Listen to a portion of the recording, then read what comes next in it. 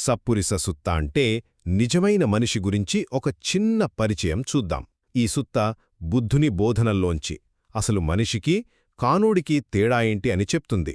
ఇది కులం, డబ్బు ఇలాంటి పైపై విషయాల గురించి కాదండోయ్, మన లోపులుండే గుణాల గురించి. మరి వాటిని ధ్యానంతో ఎలా పెంచుకోవచ్చో చూపిస్తుంది. సరే, ఇందులో ముఖ్యంగా 3 విషయాలున్నాయి.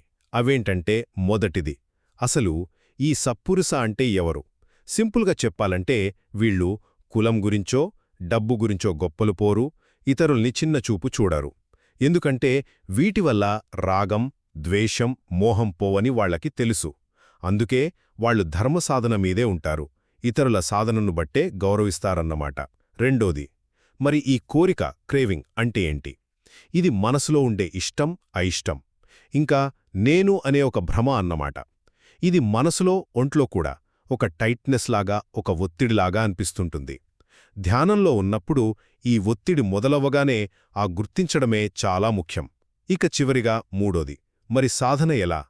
ధ్యానంలో మనసుకి ఏదైనా అడ్డంకి వచ్చినా, లేక ఆ టెన్షన్ గమనించినా జస్ట్ దాన్ని గుర్తించి రిలాక్స్ అయిపోవాలి, వదిలేయాలి. తేలిగ్గా ఉండాలి, వీలైతే ఓ చిన్న నవ్వు నవ్వాలి. ఇది మైండ్ఫుల్నెస్ని షార్ప్ చేస్తుంది. బలవంతంగా కాదు, సరదాగా చేయాలి. అడ్డంకుల్ని శత్రువులా చూడద్దు, అవి మన అటాచ్మెంట్లను చూపిస్తున్న గురువులా చూడాలి.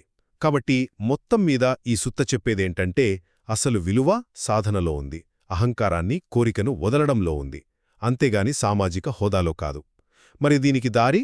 ఎరుకతో ఉండడం, రిలాక్స్ అవ్వడం.